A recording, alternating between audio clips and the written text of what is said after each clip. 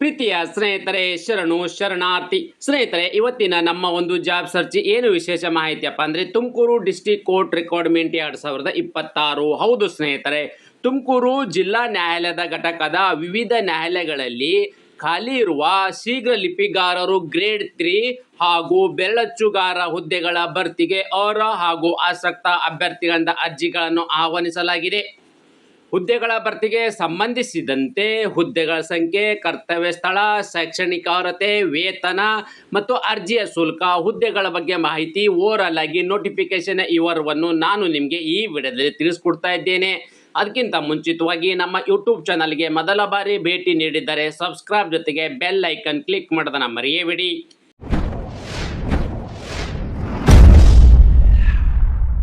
ಸ್ನೇಹಿತರೆ, ಮೊದಲನೇದಾಗಿ ನಾವು ಯಾವೆಲ್ಲ ಒಂದು ಹುದ್ದೆಗಳ ಅರ್ಜಿಗಳನ್ನು ಆಹ್ವಾನಿಸಲಾಗಿದೆ ಅಂತ ನೋಡೋದಾದರೆ, ಶೀಘ್ರ ಲಿಪಿಗಾರರು ಗ್ರೇಡ್ 3 ಮತ್ತು ಬೆರಳಚ್ಚುಗಾರ ಇರ್ತಕ್ಕಂಥ 2 ಥರದ ಹುದ್ದೆಗಳ ಅರ್ಜಿಗಳನ್ನು ಆಹ್ವಾನಿಸಲಾಗಿದೆ.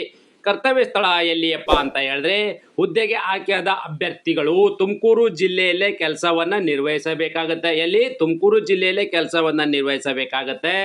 ಖಾಲಿ ಇರ್ತಕ್ಕಂಥ ಹುದ್ದೆಗಳ ಸಂಖ್ಯೆ ಎಷ್ಟು ಅಂತ ನೋಡೋದಾದ್ರೆ, ಒಟ್ಟು ಇಲ್ಲಿ 24 ಹುದ್ದೆಗಳ ಭರ್ತಿಗೆ ಅರ್ಜಿಗಳನ್ನು ಆಹ್ವಾನಿಸಲಾಗಿದೆ. ಕರೆದಿರ್ತಕ್ಕಂಥ ಹುದ್ದೆಗಳೆಷ್ಟು? 24 ಹುದ್ದೆಗಳು.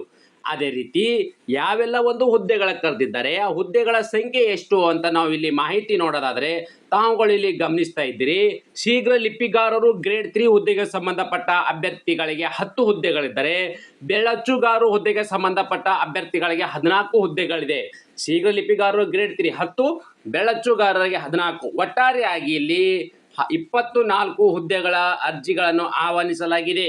ಶೈಕ್ಷಣಿಕ ಅರ್ಹತೆ ಸ್ನೇಹಿತರೆ, ಈ ಒಂದು ಹುದ್ದೆಗೆ ನೀವು ಅರ್ಜಿಗಳನ್ನು ಸಲ್ಲಿಸಬೇಕಾದರೆ ಯಾವೆಲ್ಲ ಒಂದು ಕ್ವಾಲಿಫಿಕೇಶನ್ ಹೊಂದಿರತಕ್ಕಂಥ ಅಭ್ಯರ್ಥಿಗಳು ಈ ಒಂದು ಹುದ್ದೆಗೆ ಅರ್ಜಿ ಸಲ್ಲಿಸಬಹುದು ಅಂದರೆ, ಶೀಘ್ರ ಲಿಪಿಗಾರರು ಗ್ರೇಡ್ 3 ಹುದ್ದೆಗೆ ಸಂಬಂಧಪಟ್ಟ ಅಭ್ಯರ್ಥಿಗಳು ದ್ವಿತೀಯ PUCಯಲ್ಲಿ ತೇರ್ಗಡೆ ಆಗಿರಬೇಕು. ನೋಡಿ, ದ್ವಿತೀಯ PUC ನೀವು ಉತ್ತೀರ್ಣರಾಗಿರಬೇಕು, ಅಥವಾ 3 ವರ್ಷಗಳ ಕಾಲ ನೀವು ಡಿಪ್ಲೊಮಾನ ಕೋರ್ಸನ್ನು ಮಾಡಿರಬೇಕು. ಮೂರು ವರ್ಷ ಕಾಲ ಡಿಪ್ಲೊಮಾ ಇನ್ ಕಮರ್ಷಿಯಲ್ ಪ್ರಾಕ್ಟೀಸ್ ಅಥವಾ ತತ್ಸಮಾನ ಅರ್ಹತೆ ಹೊಂದಿರಬೇಕು. ಹಾಗೂ ಸಾರ್ವಜನಿಕ ಶಿಕ್ಷಣ ಇಲಾಖೆ ನಡೆಸುವ ಕನ್ನಡ, ಆಂಗ್ಲ ಭಾಷೆಯ ಕಿರಿಯ ಶ್ರೇಣಿ ಬೆರಳಚ್ಚು ಮತ್ತು ಕಿರಿಯ ಶ್ರೇಣಿ ಲಿಪಿಯಲ್ಲಿ, ಶೀಘ್ರ ಲಿಪಿಯಲ್ಲಿ ಉತ್ತೀರ್ಣರಾಗಿರಬೇಕು ಅಥವಾ ತತ್ಸಮಾನ ವಿದ್ಯಾರ್ಹತೆ ಹೊಂದಿರಬೇಕು. ಸ್ನೇಹಿತರೆ, ನೀವು ಮೊದಲನೇದಾಗಿ ಏನು ಮಾಡಬೇಕಪ್ಪ ಅಂತಂದರೆ, ಇಲ್ಲಿ ದ್ವಿತೀಯ PUC ನೋಡಿ, ನೀವು PUC ಅಥವಾ ತತ್ಸಮಾನ ಆಗಿದ್ದರೂ ಕೂಡ ಅರ್ಜಿಗಳನ್ನು ಸಲ್ಲಿಸಬಹುದು. ತತ್ಸಮಾನ ಅಂದರೆ ಯಾರು ಅಪ್ಪ ಅಂದರೆ, ಇವು ಐ ಟಿ ಎಲ್ಲ ಮಾಡಿರ್ತಾರಲ್ಲ, ಅಂಥವ್ರಿಗೂ ಕೂಡ ಇಲ್ಲಿ PUC ಅಂತ ಕನ್ಸಿಡರ್ ಮಾಡಲಾಗಿದೆ. ಅಂಥ ಅಭ್ಯರ್ಥಿಗಳಲ್ಲಿ ತತ್ಸಮಾನ ಅಂತ ಕರೆಯಲಾಗುವುದು. ಓಕೆ, PUC ಅಥವಾ ತತ್ಸಮಾನ್ ಮತ್ತು 3 ವರ್ಷಗಳ ಕಾಲ ಡಿಪ್ಲೊಮಾ ಇನ್ ಕಮರ್ಷಿಯಲ್ ಪ್ರಾಕ್ಟೀಸ್ ಅಥವಾ ಇದನ್ನು ಹೊಂದಿರಬೇಕಾಗತ್ತೆ. ನೀವು ಅದರ ಅಲ್ಲದೇ ಸಾರ್ವಜನಿಕ ಶಿಕ್ಷಣ ಇಲಾಖೆ ನಡೆಸುವ ಕನ್ನಡ ಹಾಗೂ ಆಂಗ್ಲ ಭಾಷೆಯ ಕಿರಿಯ ಶ್ರೇಣಿ ಬೆರಳಚ್ಚು ಮತ್ತು ಕಿರಿಯ ಶ್ರೇಣಿ ಶೀಘ್ರ ಲಿಪಿಯ ಉತ್ತೀರ್ಣರಾಗಿರಬೇಕು. ಆಂಗ್ಲ ಮತ್ತು ಕನ್ನಡ ಮತ್ತು ಆಂಗ್ಲ ಭಾಷೆಯ ಕಿರಿಯ ಶ್ರೇಣಿ ಬೆರಳಚ್ಚು ನೋಡಿ, ಬೆರಳಚ್ಚು ಮತ್ತು ಕಿರಿಯ ಶ್ರೇಣಿ ಶೀಘ್ರ ಲಿಪಿಗಾರರು ಉತ್ತೀರ್ಣ ಆಗಿರಬೇಕಾಗುತ್ತೆ. ಓಕೆ, ಈ ಒಂದು ಕ್ವಾಲಿಫಿಕೇಶನ್ ಅನ್ನು ಹೊಂದಿದ್ರ ಜೊತೆಗೆ ನೀವು ಈ ಒಂದು ಬೆರಳಚ್ಚು ಮತ್ತು ಶೀಘ್ರ ಲಿಪಿಯ ಉತ್ತೀರ್ಣರಾಗಿರ್ತಕ್ಕಂಥ ಅಭ್ಯರ್ಥಿಗಳು ಈ ಒಂದು ಹುದ್ದೆಗೆ ಅರ್ಜಿ ಸಲ್ಲಿಸಬಹುದು. ಶೀಘ್ರ ಲಿಪಿಗಾರರು ಗ್ರೇಡ್ 3 ಹುದ್ದೆಗೆ. ಅದೇ ರೀತಿ ಬೆರಳಚ್ಚುಗಾರ ಹುದ್ದೆಗೆ ಸಂಬಂಧಪಟ್ಟ ಅಭ್ಯರ್ಥಿಗಳೇನು, ಇವರು ಕೂಡ ಇಲ್ಲಿ ದ್ವಿತೀಯ PUC ಪರೀಕ್ಷೆ ಉತ್ತೀರ್ಣರಾಗಿರಬೇಕು.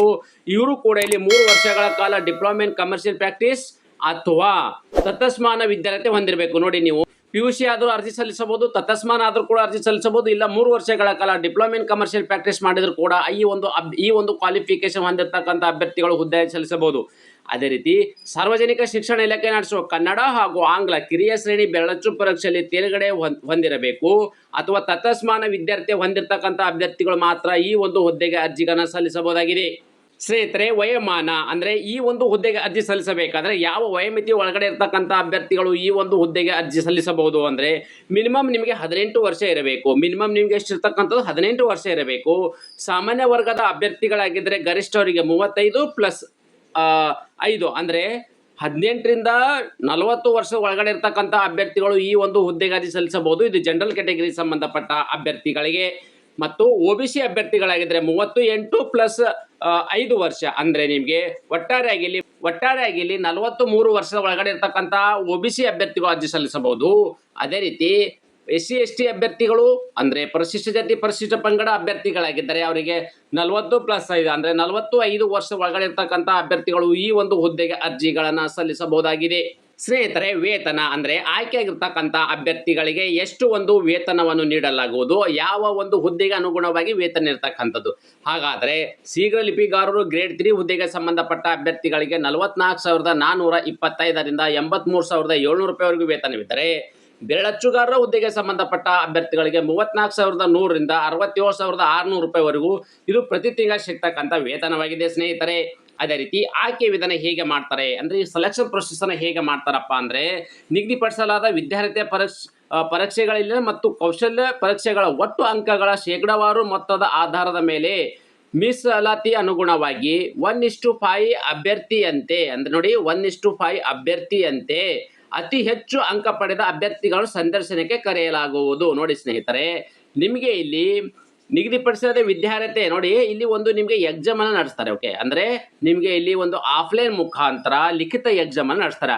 ಆ ಲಿಖಿತ ಎಕ್ಸಾಮ್ ಅಲ್ಲಿ ಏನು ಗಳಿಸಿರ್ತಕ್ಕಂಥ ಅಂಕಗಳೇನಿದೆ ಅಂದರೆ ಪರ್ಸೆಂಟೇಜ್ ಏನಿದೆ, ಆ ಪರ್ಸೆಂಟೇಜು ಎಷ್ಟನ್ನು ಮಾಡ್ತಾರೆ, 1:5 ರೇಷದಲ್ಲಿ ಆಯ್ಕೆಯನ್ನು ಮಾಡ್ತಾರೆ.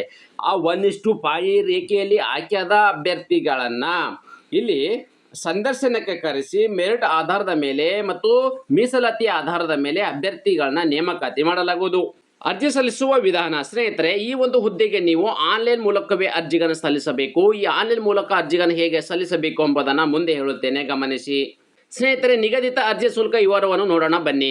ಮೊದಲನೇದಾಗಿ ನಾವಿಲ್ಲಿ ಸಾಮಾನ್ಯ ವರ್ಗದ ಅಭ್ಯರ್ಥಿಗಳಿಗೆ ನೋಡೋದಾದ್ರೆ ಅವರಿಗಿರ್ತಕ್ಕಂಥ ಎಷ್ಟು ಅಂದರೆ 2A 2B 3A ಮತ್ತು 3B ಅಭ್ಯರ್ಥಿಗಳು ಅಂದರೆ ಅದು OBC ಅಭ್ಯರ್ಥಿಗಳಾಗಿರ್ಬೋದು ಮತ್ತು ಜನರಲ್ ಕ್ಯಾಟಗರಿ ಸಂಬಂಧಪಟ್ಟ ಅಭ್ಯರ್ಥಿಗಳಿಗೆ 200 ರೂಪಾಯಿ ಅರ್ಜಿ ಶುಲ್ಕವಿದೆ. ಅದೇ ರೀತಿ ಪರಿಶಿಷ್ಟ ಜಾತಿ, ಪರಿಶಿಷ್ಟ ಪಂಗಡ, ಅಂಗವಿಕಲ ಅಭ್ಯರ್ಥಿಗಳಿಗಾದ್ರೆ ಯಾವುದೇ ಅರ್ಜಿ ಶುಲ್ಕ ಇರೋದಿಲ್ಲ. ನೋಡಿ, SC ST category, physical handicapped ಇರ್ತಕ್ಕಂಥ ಅಭ್ಯರ್ಥಿಗಳಿಗೆ ಅರ್ಜಿ ಶುಲ್ಕದಿಂದ ವಿನಾಯಿತಿಯನ್ನು ನೀಡಲಾಗಿದೆ.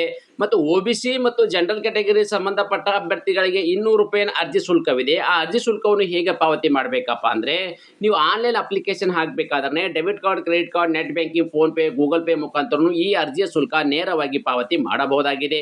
ಅದೇ ರೀತಿ ಅರ್ಜಿ ಸಲ್ಲಿಸಲು ನಿಗದಿಪಡಿಸಿದ ದಿನಾಂಕದ ವಿವರವನ್ನು ನಾವು ನೋಡೋದಾದರೆ, ಅರ್ಜಿ ಸಲ್ಲಿಸಲು ಪ್ರಾರಂಭ ದಿನಾಂಕ ಯಾವಾಗಪ್ಪ ಅಂದರೆ ಜುಲೈ 25, 2026 ಪ್ರಾರಂಭವಾಗಿದ್ದು, ಅರ್ಜಿ ಸಲ್ಲಿಸಲು ಕೊನೆಯ ದಿನಾಂಕ ಆಗಸ್ಟ್ 24, 2026 ಇಷ್ಟರೊಳಗಡೆ ತಮ್ಮ ಅರ್ಜಿಗಳನ್ನು ಸಲ್ಲಿಸಬೇಕು. ಸ್ನೇಹಿತರೆ, ಫುಲ್ ನೋಟಿಫಿಕೇಶನ್ ವಿವರವನ್ನು ನಿಮಗೆ ಆಲ್ರೆಡಿ ಮಾಹಿತಿ ಕೊಟ್ಟಿದ್ದೇನೆ. ಈ ಅಪ್ಲಿಕೇಶನ್ ಲಿಂಕ್ ಇದೆ, ಆನ್ಲೈನ್ ಮುಖಾಂತರ ಅರ್ಜಿ ಸಲ್ಲಿಸಬೇಕಾದ್ರೆ ಅಪ್ಲಿಕೇಶನ್ ಲಿಂಕು ಇಲ್ಲಿ ಕೂಡ ನಿಮಗೆ ನೀಡಲಾಗಿದೆ. ಮತ್ತು ಟೆಲಿಗ್ರಾಮ್ ಲಿಂಕ್ ಆಗಿರ್ಬೋದು ಮತ್ತು ವಾಟ್ಸಪ್ ಲಿಂಕು ಇವೆಲ್ಲವೂ ಕೂಡ ನನ್ನ ಯೂಟ್ಯೂಬ್ ಡಿಸ್ಕ್ರಿಪ್ಷನ್ ಬಾಕ್ಸಲ್ಲಿ ನೀಡಿದ್ದೇನೆ. ನೀವು ಅದಕ್ಕೆ ಜಾಯಿನ್ ಆಗಿ ನೇರವಾಗಿ ತಮ್ಮ ಅರ್ಜಿಗಳನ್ನ ಸಲ್ಲಿಸಬಹುದಾಗಿದೆ. ನೋಡಿ ಸ್ನೇಹಿತರೆ, ಯೂಟ್ಯೂಬ್ ಡಿಸ್ಕ್ರಿಪ್ಷನ್ ಬಾಕ್ಸಲ್ಲಿ ಕೊಟ್ಟಿರ್ತಕ್ಕಂಥ ಒಂದು ಲಿಂಕ್ ಮೇಲೆ ಕ್ಲಿಕ್ ಮಾಡಿದಾಗೆ ನಿಮಗೆ ಡೈರೆಕ್ಟಾಗಿ ಈ ಥರದ ಒಂದು ಅಪ್ಲಿಕೇಶನ್ ಓಪನ್ ಆಗುತ್ತೆ. ಈ ಒಂದು ಅಪ್ಲಿಕೇಶನ್ ಮುಖಾಂತರ ನೇರವಾಗಿ ತಮ್ಮ ಅರ್ಜಿಗಳನ್ನು ಆನ್ಲೈನ್ ಮುಖಾಂತರವೇ ಸಲ್ಲಿಸಬಹುದಾಗಿದೆ. ಇದೇ ರೀತಿ ನಾನು ಕೊಟ್ಟಿರ್ತಕ್ಕಂಥ ಉದ್ಯೋಗ ಮಾಹಿತಿ ನೀವು ಇಷ್ಟಪಡ್ತೀನಿ ಎಂದು ಭಾವಿಸುತ್ತೇನೆ. ಈ ಉದ್ಯೋಗ ಮಾಹಿತಿ ನಿಮಗೆ ಇಷ್ಟವಾದರೆ ನಿಮ್ಮ ಫ್ಯಾಮಿಲಿಗೂ ಫ್ರೆಂಡ್ಸ್ಗೂ ಶೇರ್ ಮಾಡೋದನ್ನು ಮರೆಯದಿರಿ. ಧನ್ಯವಾದ.